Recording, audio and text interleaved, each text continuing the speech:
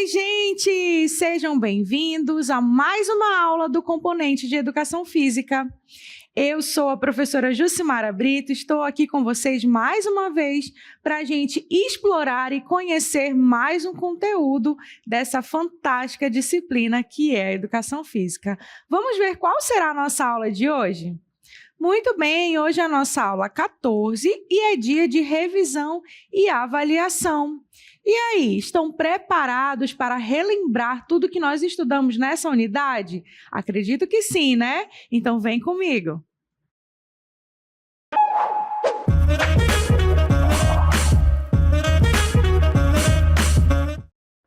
Muito bem, a gente inicia esse momento observando novamente as imagens que estão aqui ao meu lado.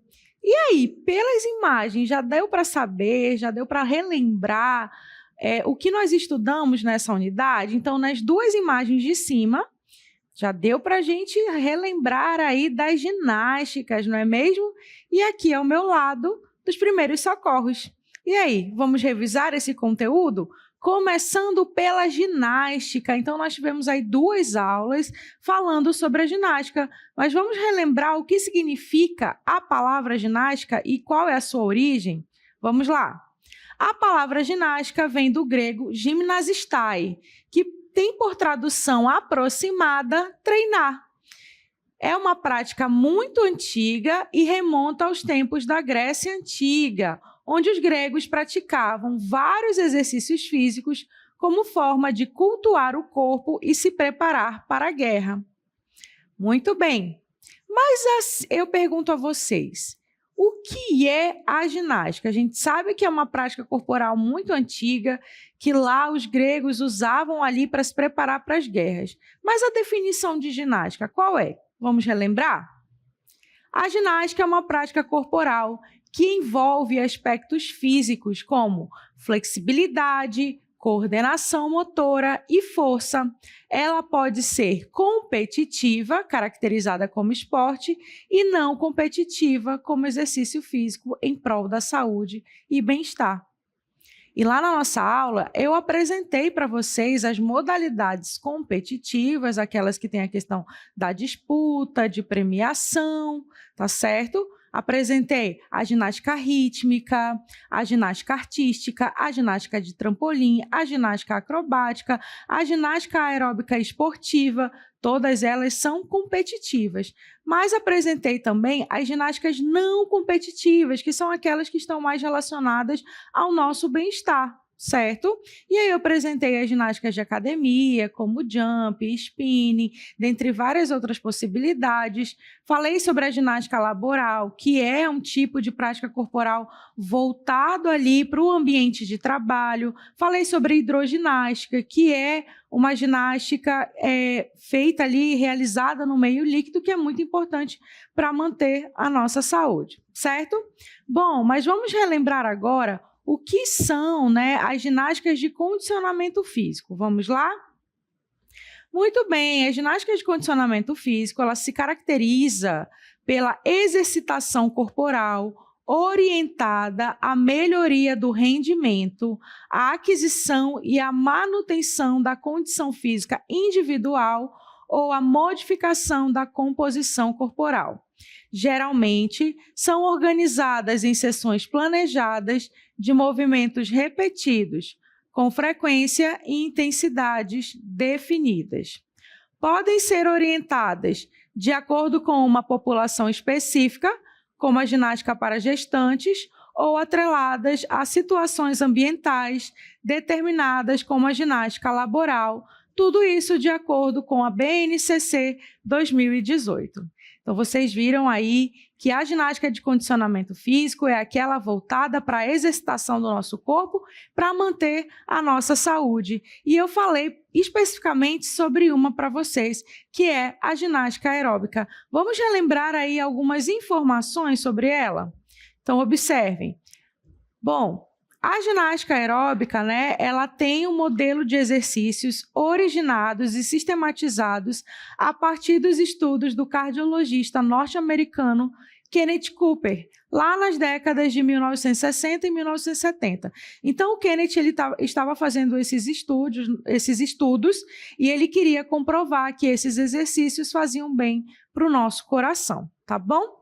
Passado um pouco mais na história, esses estudos, eles visavam comprovar a eficiência desse tipo de exercício para melhora de condições cardiovasculares e para o emagrecimento. E ele comprovou, tanto é que existe até nos dias de hoje. Prosseguindo. Esses métodos chegaram ao Brasil em 1980 aproximadamente, já sendo referido como ginástica aeróbica ou ginástica aeróbia, e se popularizou nas academias nacionais e desde então só cresceu, tá? Bom, falando da ginástica aeróbica, vamos conhecer mais alguns detalhes, na verdade, relembrar. Olhem só, a ginástica aeróbica ela tem por objetivo promover a melhora da capacidade cardiovascular. Para isso, alguns métodos foram sistematizados para o treinamento físico. Sendo assim, veja algum deles a seguir. E aí eu quero que vocês prestem bastante atenção no vídeo que vai vir e eu comento para vocês já já.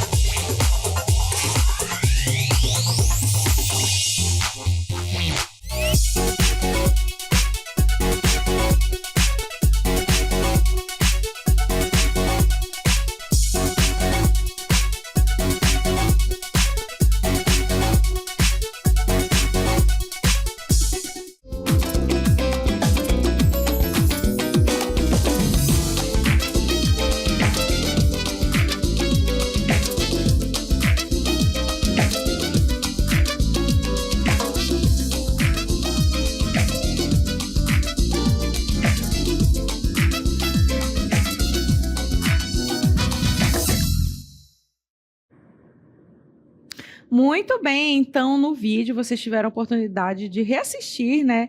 Aí 3 exemplos de ginástica aeróbica. Nós vimos ali o step, que usa aquela plataforma onde a gente faz aí vários movimentos coreografados. Vocês viram o jump, que tem aí o auxílio do mini trampolim.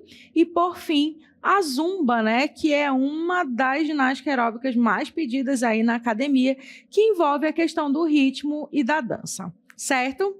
Muito bem. Agora eu quero relembrar com vocês os benefícios dessa prática corporal. Vamos lá?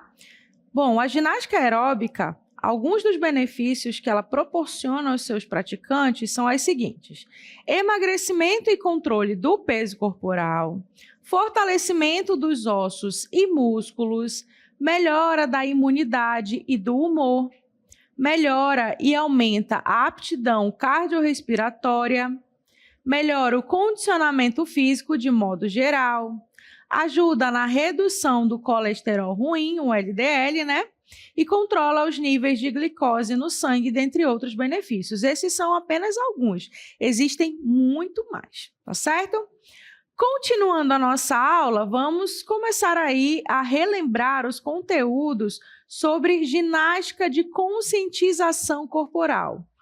Nós falamos da ginástica de condicionamento físico, que está voltado ali para o nosso bem-estar, e agora nós vamos falar da ginástica de conscientização corporal, que também tem esse objetivo, né, do bem-estar ali do seu praticante, mas ela tem uma característica diferenciada. Vamos lá relembrar o que é ginástica de conscientização corporal? Pelo nome já deu para a gente saber que tem alguma coisa a ver com consciência do nosso próprio corpo, né?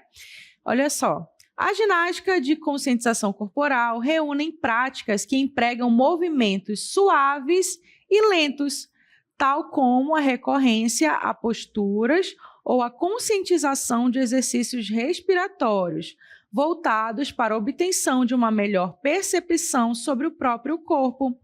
Algumas dessas práticas que constituem esse grupo têm origem em práticas corporais milenares da cultura oriental.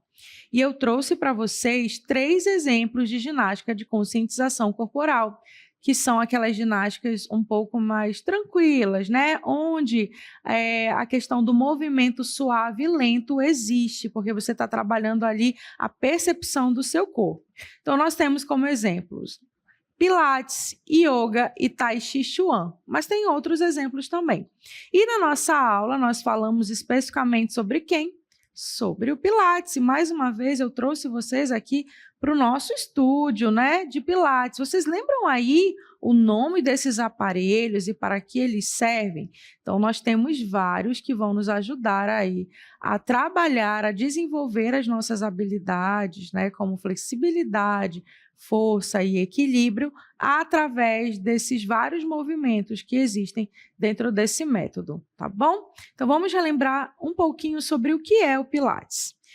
Então, Pilates é um método composto por exercícios físicos e alongamentos que utilizam o peso do próprio corpo, usando ou não aparelhos na sua execução. É também uma técnica de reeducação do movimento, que visa trabalhar todo o corpo, trazendo equilíbrio muscular e mental. O que é importante a gente lembrar sobre o Pilates, né? Que trabalha muito a questão da respiração, de você estar ali tranquilo, sabendo, né, o que você está fazendo em cada movimento e que parte do seu corpo ele está trabalhando, tá?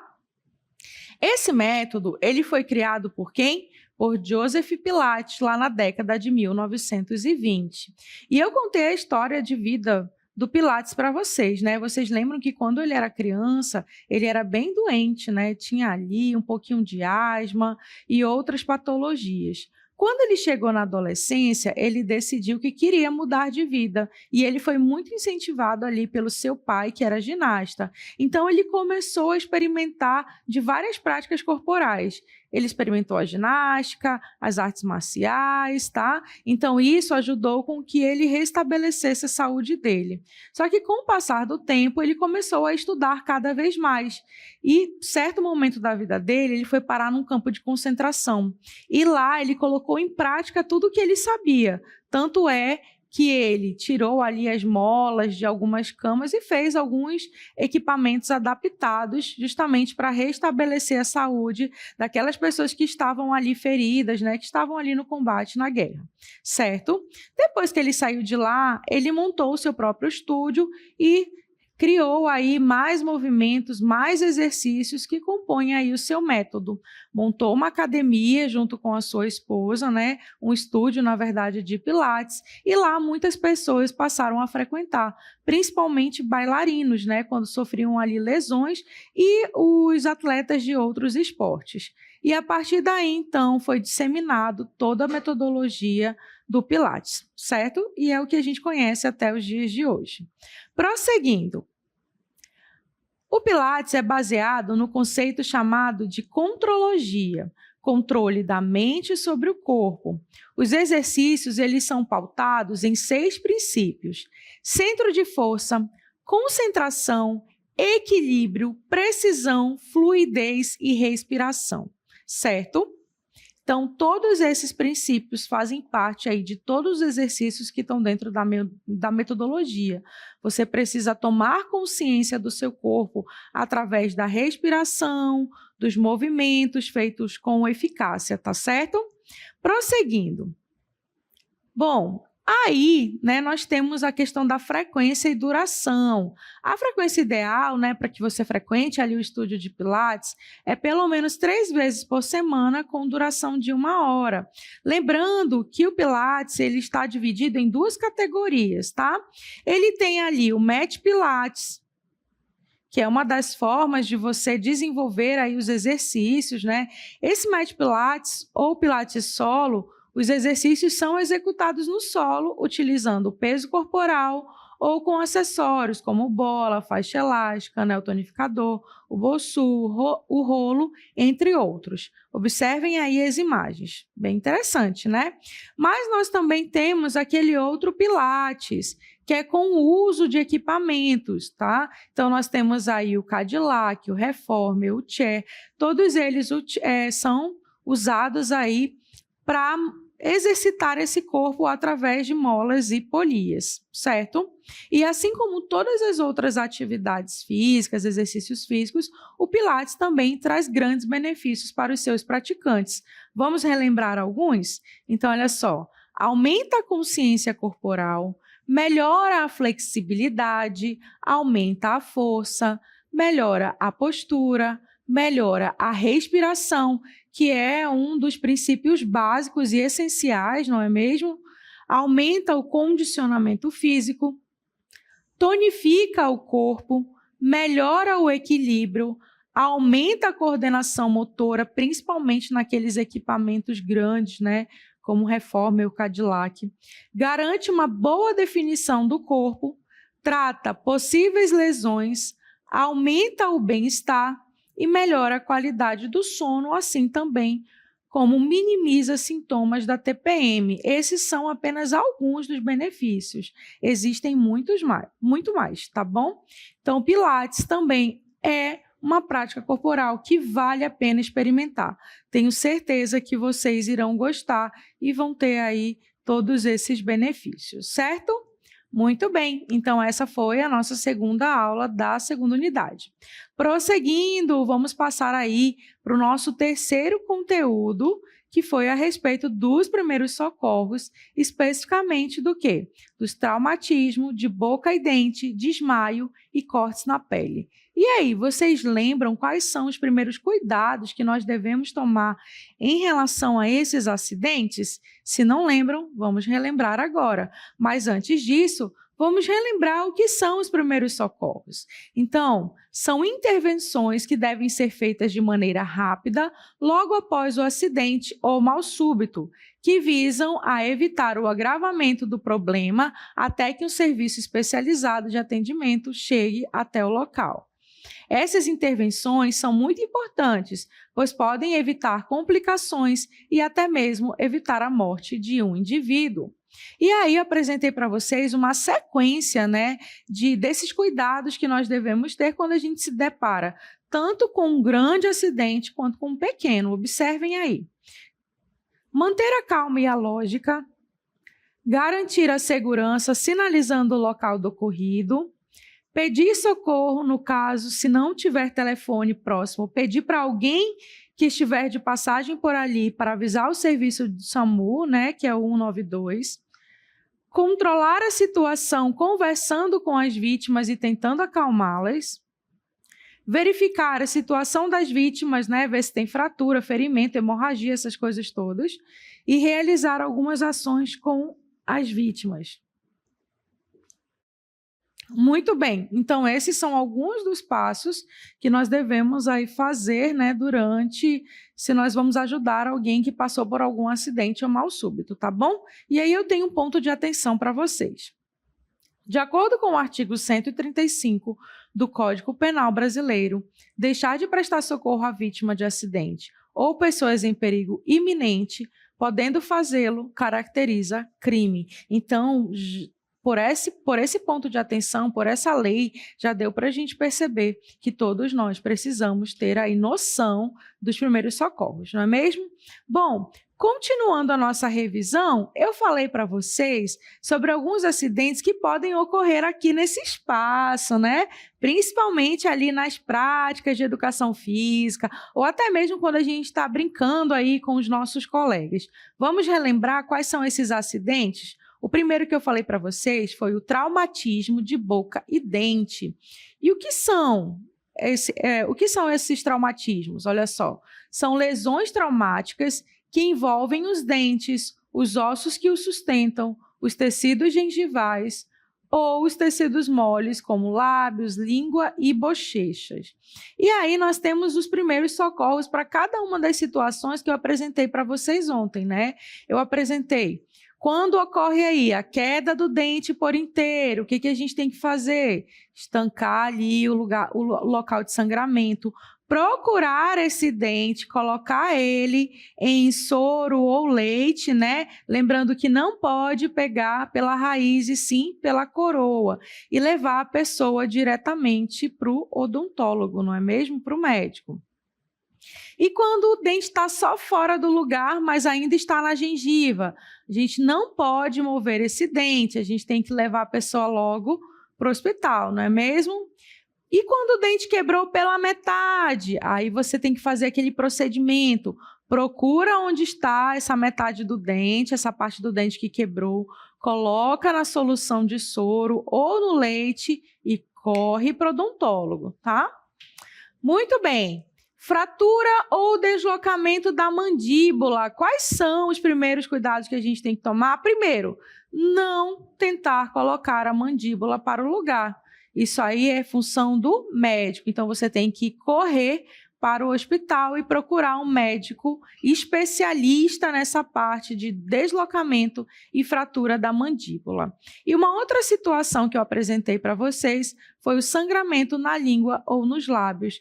Também tem essa questão, né, do estancar e de você cuidar daquele ferimento para não infeccionar, tá bom? Normalmente, quando é na boca, né, ou na gengiva, são cortes leves, mas caso seja um corte muito grave e profundo, corre para o hospital também, tá bom? Muito bem. Outro acidente que pode ocorrer aqui, nesse ambiente, é o desmaio. E eu pergunto a vocês, vocês lembram o que é o desmaio? Vamos relembrar.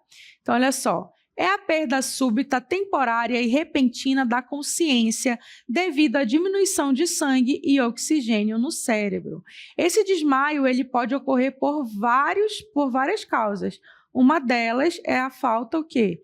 De açúcar na nossa corrente sanguínea, né? É a hipoglicemia, dentre outras causas. E o que a gente tem que fazer? Bom, tem 2 casos. Se a pessoa só está desfalecendo, você deve sentar essa pessoa numa cadeira ou em algum local. Você tem que inclinar a cabeça dela para frente e pedir que ela respire lentamente, tá? Mas se a pessoa desmaiou de vez, desacordou, apagou, você tem que deitar essa pessoa no chão, como vocês viram lá na imagem, afrouxar todas as roupas, a roupa dela, né? E se você, por acaso, percebeu que ela tem algo dentro da boca, você tem que virá-la de lado, né? Para caso tenha algum líquido, possa sair, tá bom?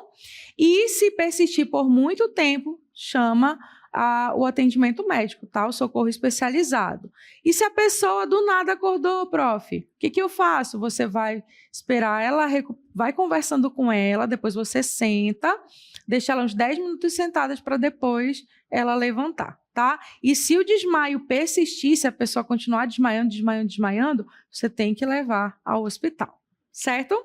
Muito bem. Prosseguindo. Outro acidente que nós vimos que pode ocorrer aí nas aulas de educação física são os cortes na pele, né? Que são aqueles ferimentos que acontecem com frequência em casa. Podem ser causados por uma faca de cozinha, pisando ou tocando um caco de vidro ou esbarrando em objetos pontudos ou caindo também, né? Que é no caso, nas aulas de educação física, isso pode acontecer. Principalmente quando a gente está muito agitado e quer fazer parte ali do jogo, da brincadeira, às vezes a gente pode se esbarrar com o nosso colega e a gente pode se machucar, não é mesmo? Então, eu apresentei para vocês aí os primeiros cuidados em relação a algumas situações. Primeiro, quando o corte é superficial, como esse que vocês estão vendo na imagem, o que a gente tem que fazer? Lavar com água e sabão, bem lavadinho, secar e depois aplicar um antisséptico. Se o corte é profundo, você vai primeiro estancar esse sangue, depois que você percebeu que estancou, você vai lavar com água e sabão e corre para o hospital. Professora, mas o corte está muito profundo. Corre para o hospital, então, tá bom? E quando os cortes são na cabeça, o que a gente deve fazer? Aí a gente precisa de um cuidado ainda maior. Se o corte foi superficial, você faz aqueles primeiros cuidados, né? Limpa com água e sabão direitinho. Mas quando o corte é muito profundo, você tem que ir ao hospital, principalmente se for aparecendo outros sinais, como ânsia de vômito, né, náuseas e assim por diante, tá certo? Então, esses são alguns dos cuidados. Lembrando que quando se trata de ferimento, né, nada de ficar passando aí pomada, álcool, não. Sempre água e sabão. E lembrem também de usar gaze, tá? Nunca algodão, porque o algodão ele solta aquelas fibrinhas aí, gruda no ferimento, quando você vai tirar, o que acontece? Vai sangrar ainda mais, tá bom? Muito bem, alunos, essa foi a nossa primeira revisão, espero que vocês tenham gostado e a gente se encontra numa próxima oportunidade.